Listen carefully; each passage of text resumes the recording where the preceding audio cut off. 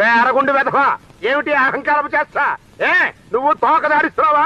పేక తెగ్గొస్తాను, జాగ్రత్త. నోరు ముయి సన్నాసి పీనుగా. చేతులకి చెప్పులు వేసుకుని కాలి వేళ కుంగరాలు పెట్టుకున్నాడు మొహం నువ్వును. గోవిందు, నోరు ముయ్యమన్నాను.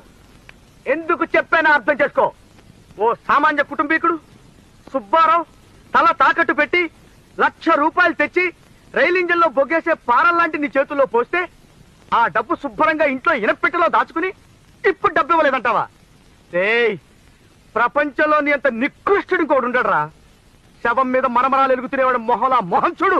గోవిందు, ఇంతకన్నా ఒక్క ముక్క ఎక్కువ మాట్లాడావంటే నిన్ను నిన్ను నిన్ను ఉద్యోగం అంతే.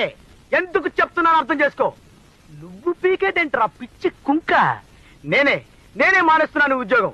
మంచితనం మానవత్వం లేని నీ దగ్గర పనిచేయటం కంటే ఓ గోచి పెట్టుకున్న 4 పందులు పెంచుకున్న గౌరవంగా మనశ్శాంత బతకొచ్చు. వస్తా.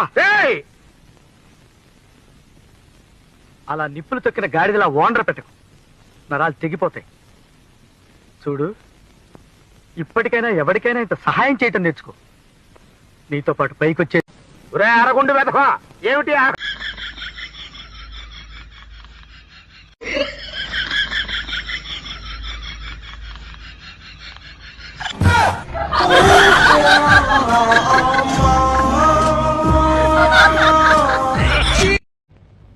ఏమిటండి, ఏమైంది? నా కొంప గుండం చేసి పారేస్తున్నావు కదంటే. నేనేం చేశానండి? ఏం చేసావా? ఏమిటవి? ఏమిటవి? వడ్ల గింజలు. అవి అక్కడ ఎందుకున్నాయి? బియ్యంలో వచ్చిన వడ్లు బెడ్లను. అంటే వడ్లు వేరు బియ్యం వేరునా? వడ్లకు పుట్టిన బిడ్డలే బియ్యం పట్టుకెళ్ళి ఎసట్లో పడాయి.